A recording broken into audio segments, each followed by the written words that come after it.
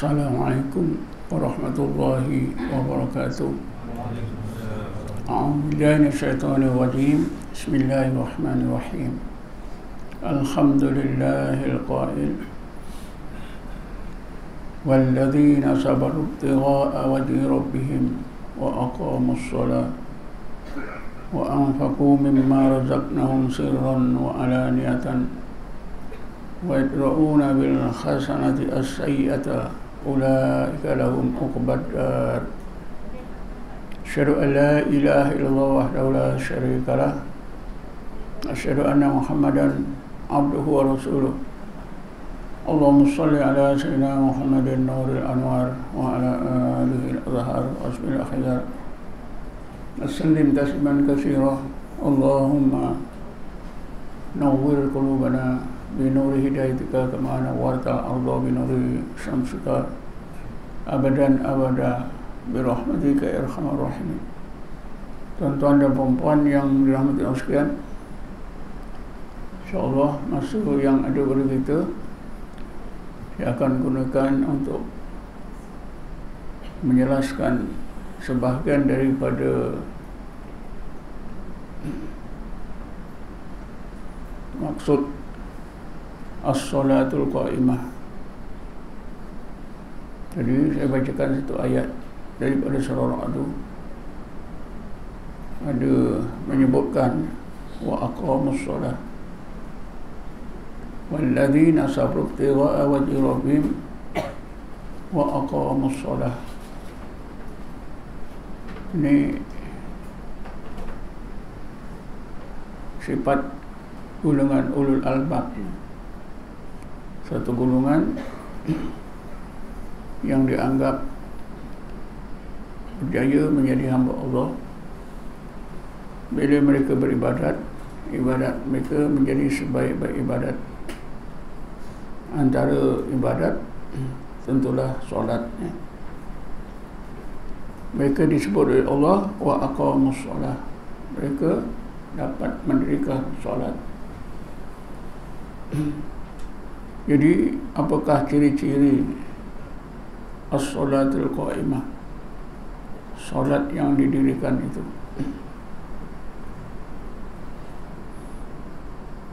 Saya mungkin dapat menyebutkan satu atau dua ciri.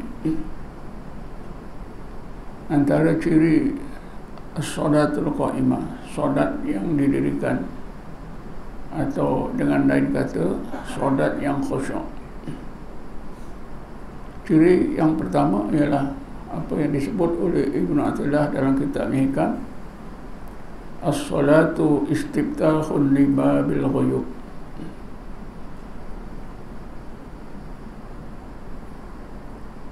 As-salatu, salat itu istiftahun li babil ghuyub.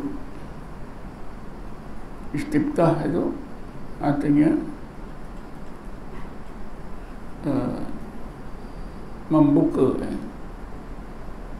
membuka pintu alam ghaib. Atau dengan lain perkataan, bila kita solat, rohani kita akan mengembara ke alam ghaib. Ini ciri sangat penting. Bila kita solat, pandangan hati kita, basirah kita, roh kita akan mengembara ke alam ghaib. Apakah yang dimaksudkan alam ghaib? Alam ghaib ini banyak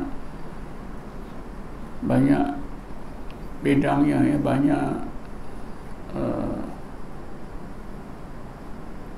banyak apa ini konsepnya. Disebut alam ghaib itu terlalu banyak. Tapi di antara alam ghaib yang dimaksudkan bila kita sembahyang, pandangan hati kita, pandangan roh kita, rohani kita mengembara ke alam ghaib ini, antaranya ialah alam malakut. Alam ghaib itu antaranya ialah alam malakut. Alam yang kita duduk ini dinamakan alam mulki atau alam syahadah atau alam nyata. Lapisan dalamnya dinamakan alam malakut. Tiap-tiap sesuatu yang kita lihat ada malakutnya. Ayat yang terakhir daripada surah Yasin selalu kita baca, tapi kita tak sedar. Bismillahirrahmanirrahim. Wa subhanalladzi biyadihi malakutu kulli syai'in. Maha suci Allah di dalam genggaman qudrat iradahnya malakut tiap-tiap sesuatu. Maknanya apa saja kejadian yang kita nampak ada malakutnya. Seekor semut yang berjalan kecil, halus, ada malakutnya. Diri kita pun ada malakutnya. Apa saja. Sebab itu kita diperintah oleh Allah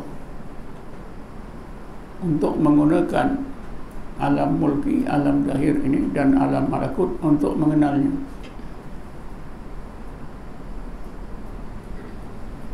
Alam zahir kita diperintah antara lain, Bismillahirrahmanirrahim, afala yanzuruna ilal ibili kaifa khuliqat wa ilas samai kaifa rufi'at wa ilal jibali kaifa nusibat wa ilal ardi kaifa sudihat.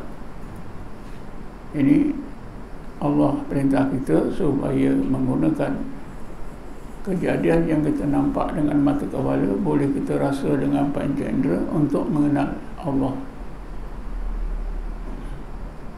Ini namakan dalil akli. Dalil akli. Ayat lain menyebutkan fa aina ma tuwallu fasamma wajhullah. Mana saja kamu hadapkan pandangan kamu, kamu akan merasa wujudnya Allah. Tapi di samping itu, ramai kita tak sedar. Supaya kita mengenal Allah, menerusi malakut kejadian yang kita nampak. Bismillahirrahmanirrahim. Afala yanzuruna fi malakutis samawati wal ard wa ma khalaqallahu min syai'in. Mengapakah mereka itu tidak mau memandang ke alam malakut, langit dan di bumi, dan malakut tiap-tiap sesuatu yang Allah jadikan.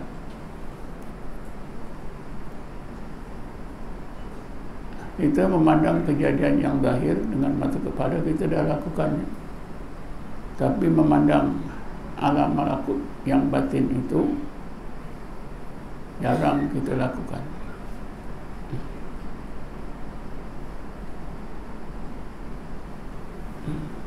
Sehingga Allah sendiri perintah tiap-tiap seseorang individu di antara kita supaya melihat malakut diri kita sendiri. Bismillahirrahmanirrahim. Wa fi anfusikum afala tubsirun. Dan di dalam malakut diri kamu, tidakkah kamu lihat? Ini soalan daripada Allah, tujukan kepada setiap individu kita, yang mana setiap individu tak ambil hal. Coba tuan-tuan cek hati sendiri, ada tak kita ambil hal tentang suruhan Allah ni? Wa fi anfusikum afala tubsirun. Kenapa kamu tak tengok ayat-ayat aku yang ada dalam malakut diri kamu? Kita tak lihat kerana apa? Untuk melihat alam malakut ini menggunakan basirah, mata hati, atau pandangan roh sama saja.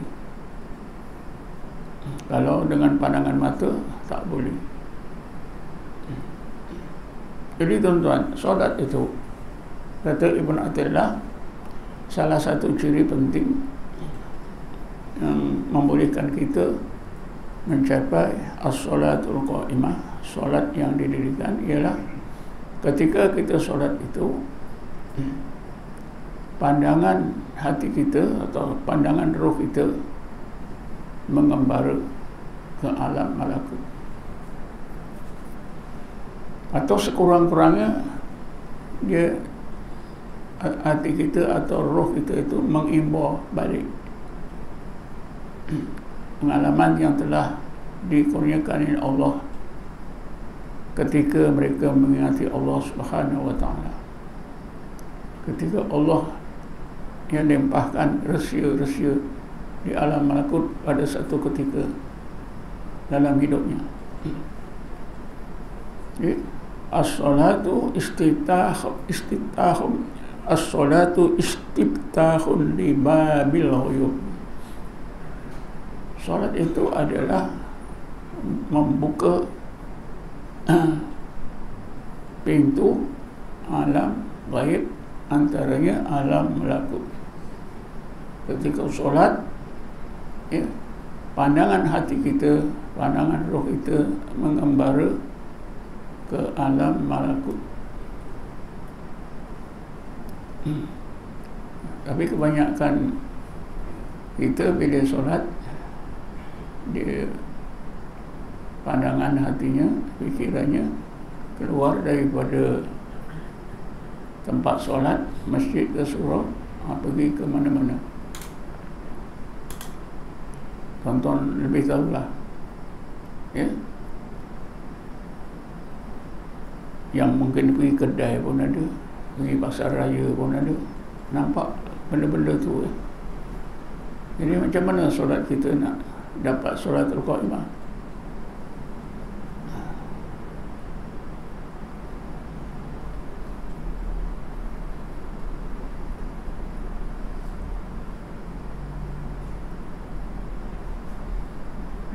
Pengembaraan hati kita ke alam malakut ini boleh kita fahami, daripada pengalaman golongan ulul albab. Bismillahirrahmanirrahim. Inna fi khalqis samawati wal ardi wa ikhtilafil laili wan nahar la ayatil li ulil albab. Sesungguhnya di dalam kejadian-kejadian yang di langit, begitu juga di dalam kejadian-kejadian yang di bumi, begitu juga di dalam peredaran masa malam dan siang, terdapat berbagai ayat-ayat Allah yang dapat disaksikan, dilihat oleh pandangan hati ulul albab. Apakah yang dimaksudkan di dalam kejadian yang di langit, di bumi, dan di dalam peredaran masa malam dan siang? Maksudnya di dalam malakut, alam malakut, kejadian-kejadian yang terletak di langit, alam malakut, kejadian-kejadian yang terletak di bumi, malakut, peredaran masa malam dan siang. Ini maksudnya. Jadi kalau ulul albab, bila mereka ini solat, memanglah rohani mereka, pandangan hati mereka, pandangan roh mereka mudah terimbau balik pengalaman ketika mereka dikurniakan oleh Allah pengembaraan roh, pengembaraan pandangan hati. Tentulah mereka telah dikurniakan oleh Allah, sebab Allah akui sendiri, inna fi khalqis samawati wal ardi wa ikhtilafil laili wan nahar la ayatil li ulil albab. Jadi kalau ulul albab memanglah dapat mencapai as-salatul qa'imah. Sebab itu tadi disebut walladzina saru ibtigha'a wajhi rabbihim wa aqamus shalah. Mereka itu ya benar-benar dapat iqamah solat.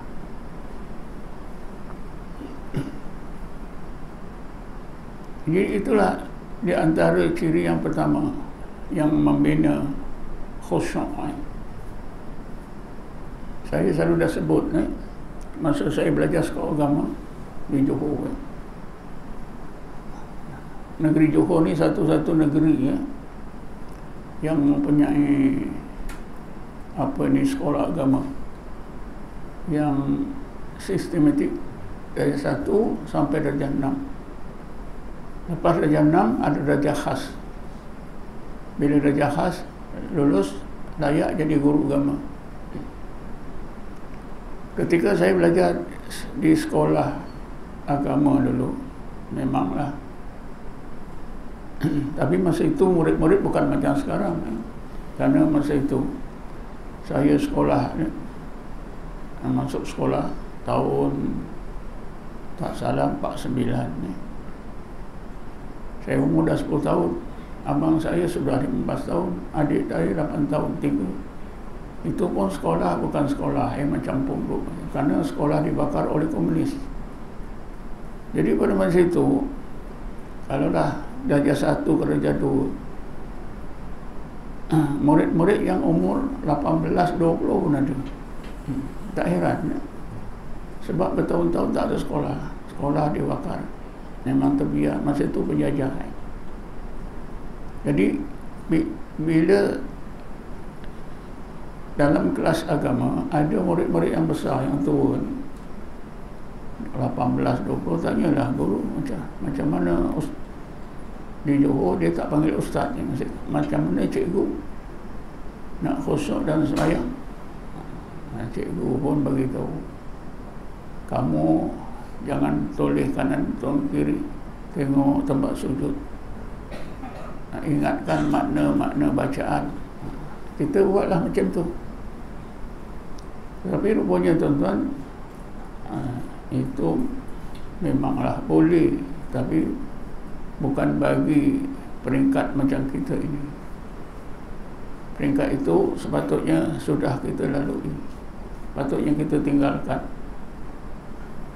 Kerana kita dapat panduan yang lebih tepat yang dijelaskan dalam kitab-kitab tasawuf, antaranya dalam kitab Hikam. Jadi dalam kitab Hikam kata Ibn Athaillah, salah satu ciri solatul qaimah ialah orang yang mengerjakan solat itu rohaninya, hatinya mestilah memandang alam malakut. Tapi kalau kita tak ada pengalaman, roh kita, hati kita tak ada pengalaman untuk memandang alam malakut, macam mana? Itulah pergi alam zahir juga. Sebab itu golongan ulul albab tu bila mereka menunaikan sembahyang, mereka disebut oleh Allah wa aqamus solah, kerana mereka memang sudah dikurniakan oleh Allah pengalaman pengembaraan roh ke alam malakut. Dia tak susah.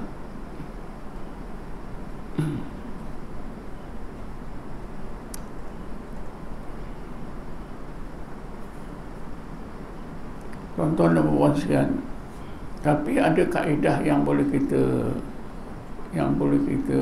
ambil macam mana golongan ulul albab ini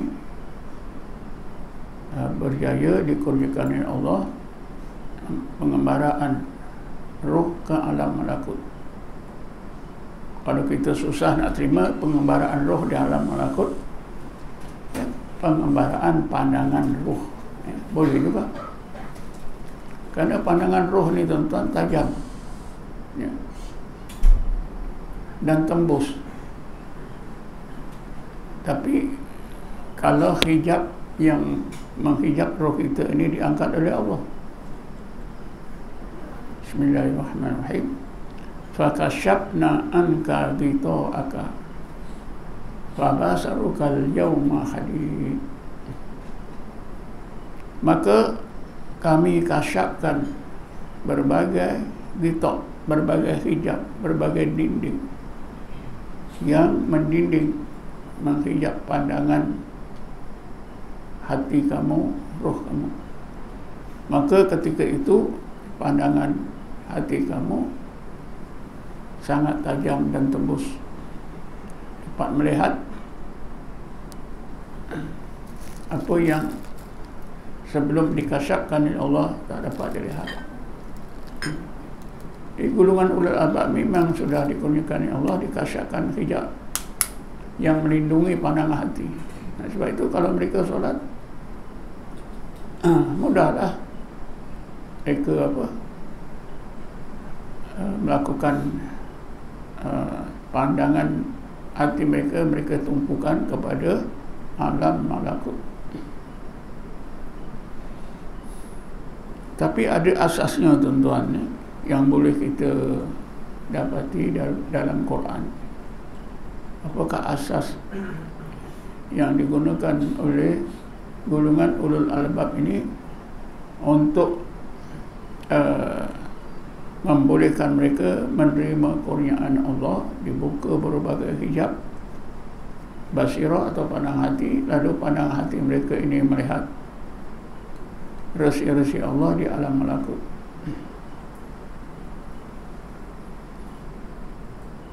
Antara rahsianya ialah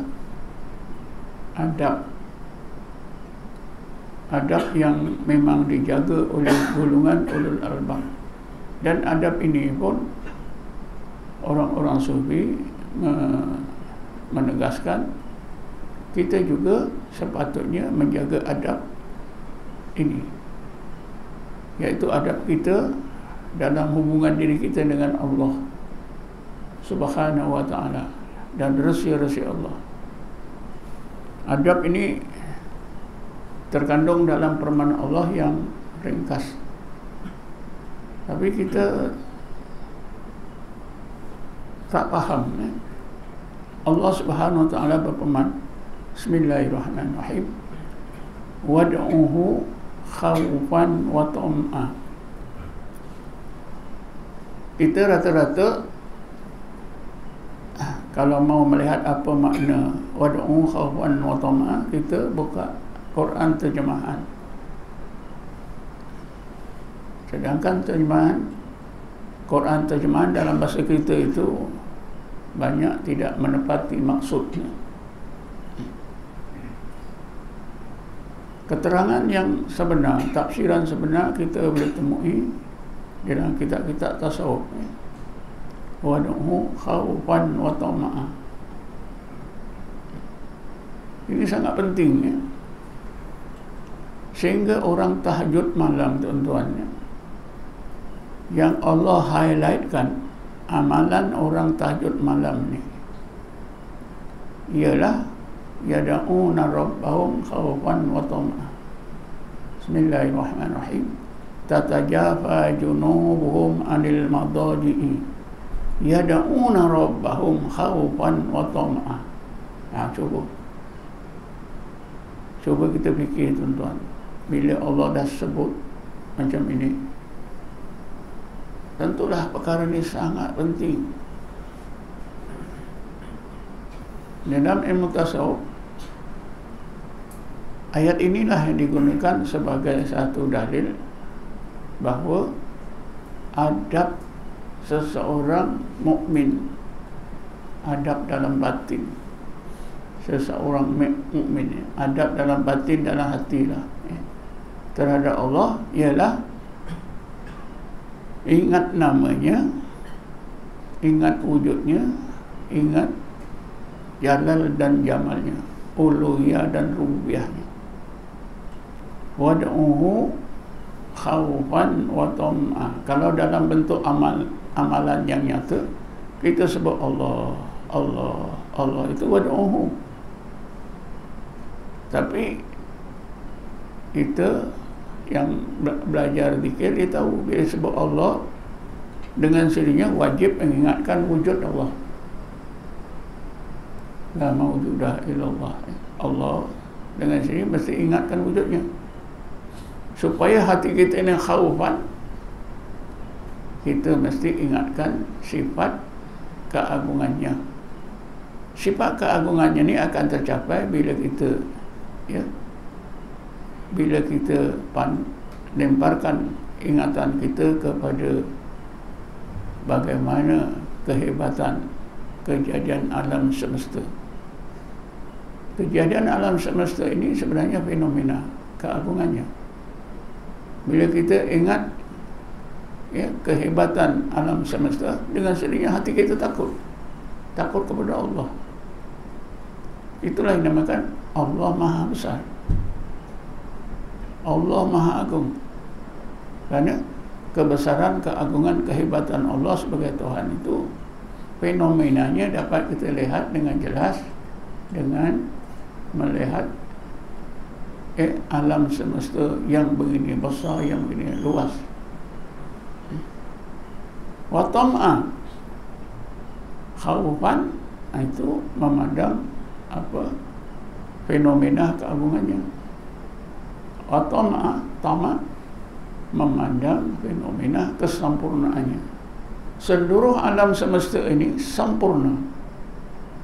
Seluruh kejadian Allah di alam semesta ini, daripada kejadian yang kecil sampailah kejadian yang besar, semuanya sempurna.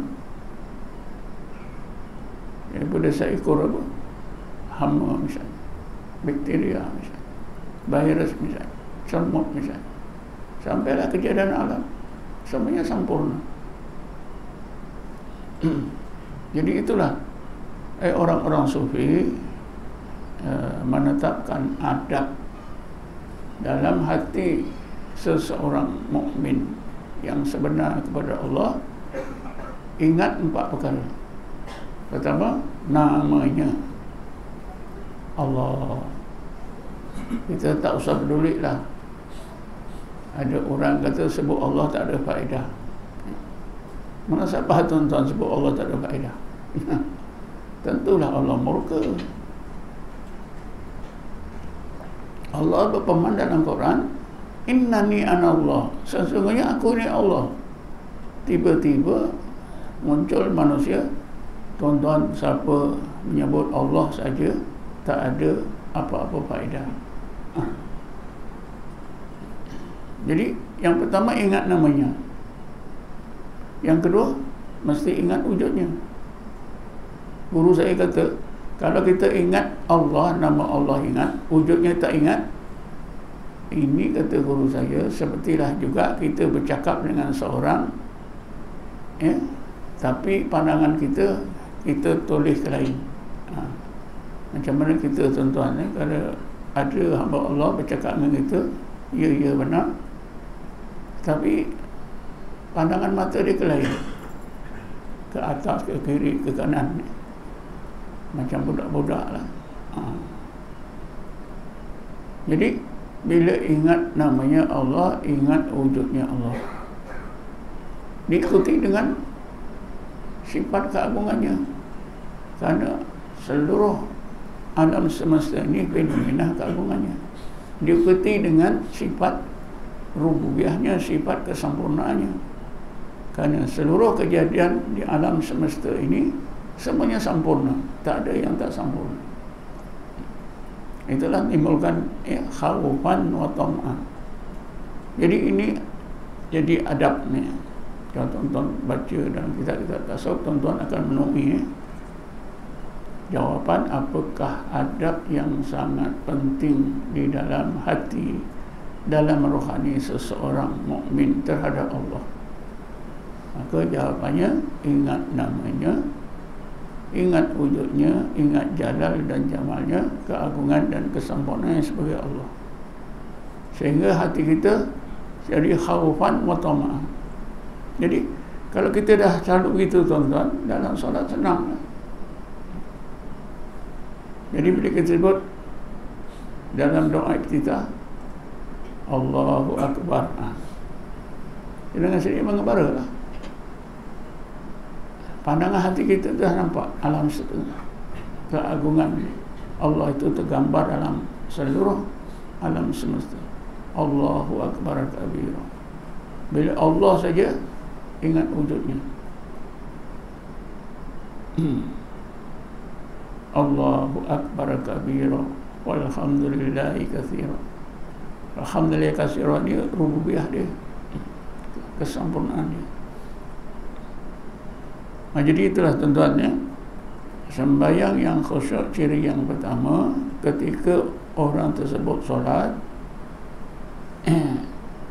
hatinya, rohnya memandang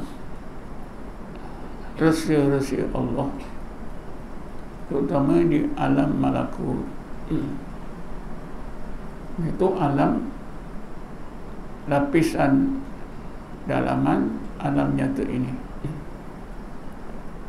Dan ini kalau kita buat latihan dalam zikir memang mudah. Sebab itu di dalam Quran, amalan yang boleh mengkhusyukkan hati kita dua amalan, iaitu zikrullah dan baca Quran. Bismillahirrahmanirrahim. Alam ya'ni lil ladzina amanu an takhsha'a qulubuhum li dzikrillah. Mengapakah mereka itu tidak mau mengkhusyukkan hati bagi zikrullah dan membaca Quran yang diturunkan?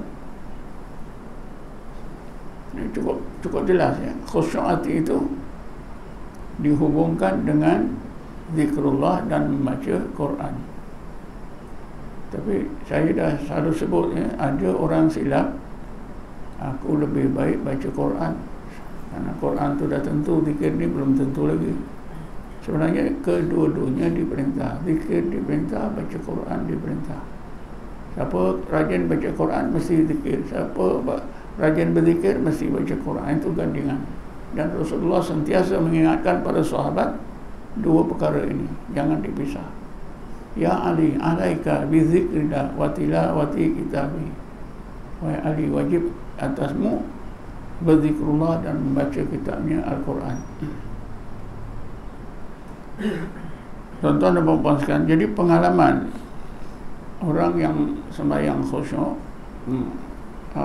rohaninya mengembara di alam malakut, itu hanya orang yang berpengalaman begitu saja yang dapat merasakannya. Kita hanya dapat mendengarkan cerita-ceritanya.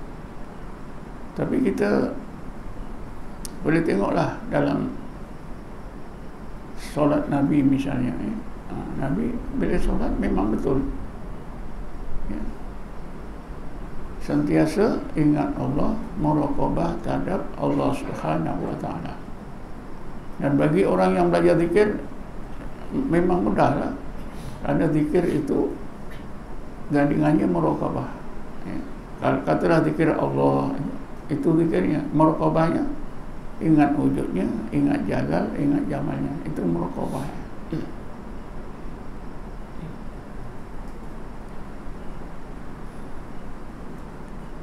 Kemudian ciri yang kedua, sudah insya-Allah sekejap lagi lah ya, dalam 5 minit lagi. Ciri yang kedua,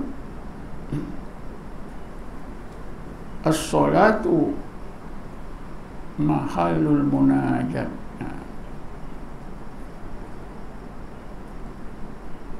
Salat itu adalah merupakan ibadat di mana orang yang mengerjakan solat itu dapat munajat kepada Allah. Yang ini pun kita jarang gunakan.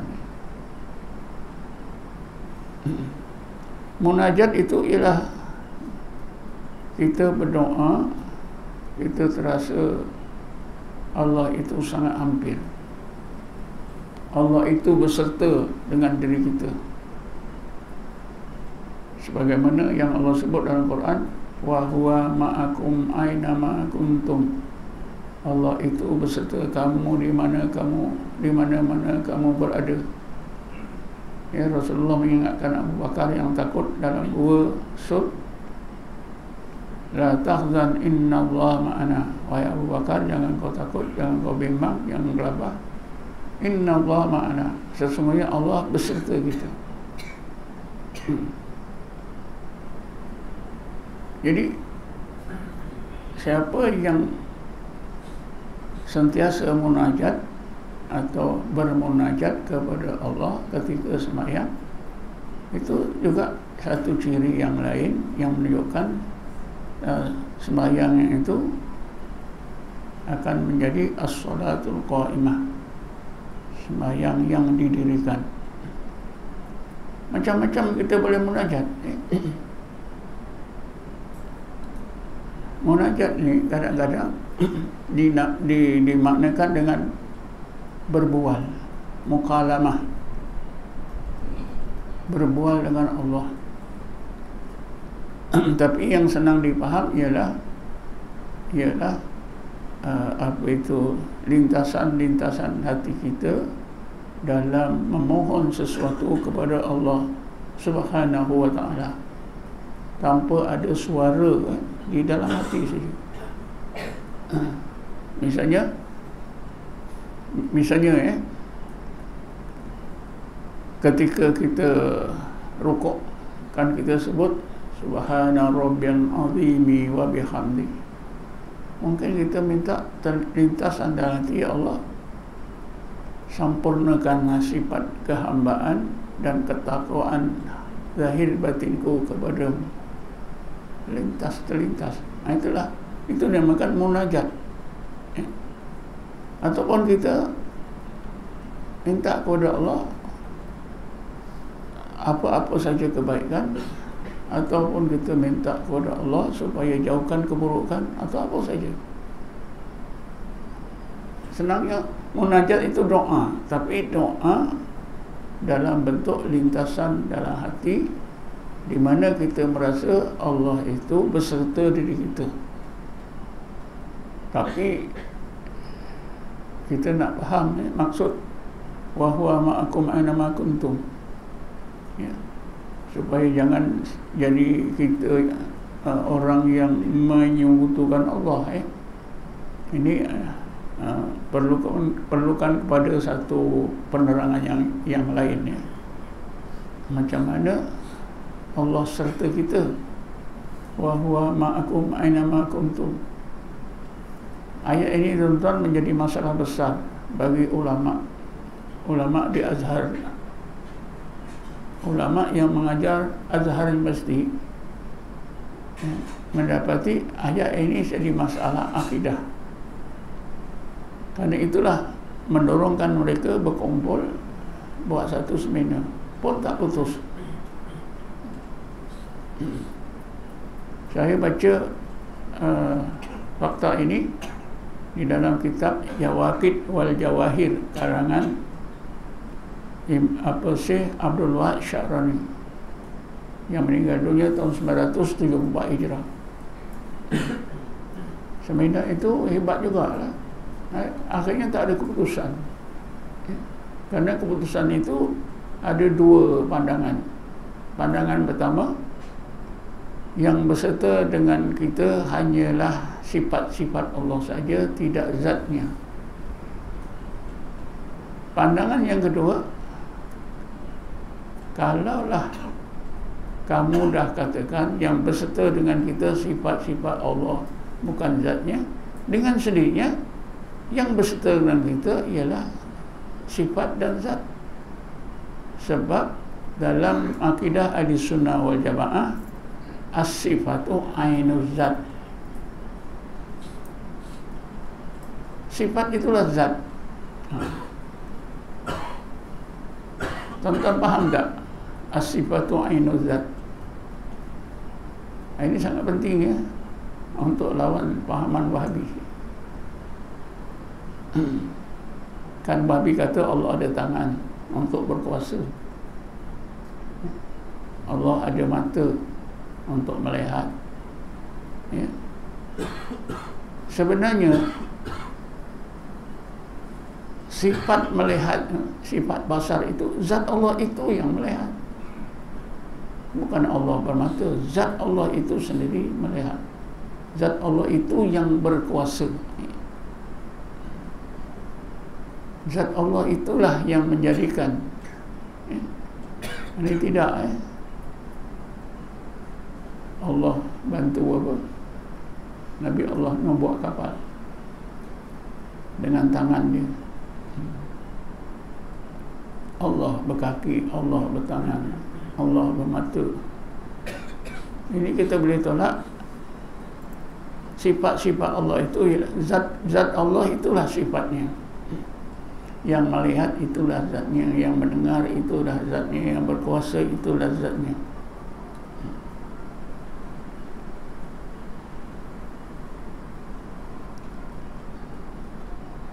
Jadi saya fikir malam ni cukuplah setakat itu saja. Saya terangkan dua ciri solat yang khusyuk atau solatul qaimah. Pertama, orang yang solat itu betul-betul rohaninya, pandangan rohnya, pandangan hatinya, dia memandang alam malakut untuk menyaksikan kewujudan Allah, keagungan Allah, kesempurnaan Allah. Sehingga betul-betul ketika solat itu hati jadi takut dan penuh harap kepada Allah Subhanahu Wa Taala. Betul-betul lah, iyyaka na'budu wa iyyaka nasta'in. Yang kedua, orang yang melakukan sembahyang yang sampai ke tingkat as-salatul qaimah, dia gunakan sembahyang itu untuk munajat kepada Allah Subhanahu Wa Taala. Mungkin perlu diterangkan lagi tentang munajat nanti ya. Tapi asas munajat itu itulah lintasan-lintasan hati kita dalam menyatakan hajat kita kepada Allah Subhanahu Wa Taala. Termasuklah dalam khasrat kita minta keampunan daripada Allah Subhanahu Wa Taala. Itu boleh dilakukan secara munajat di dalam solat. Setengah ulama digunakan pada tempat-tempat, pada perbuatan yang sesuai. Kalau rukuk itu, kalau menjud subhana rabbiyal a'la, maka mintalah apa itu kesempurnaan sifat kehambaan kita.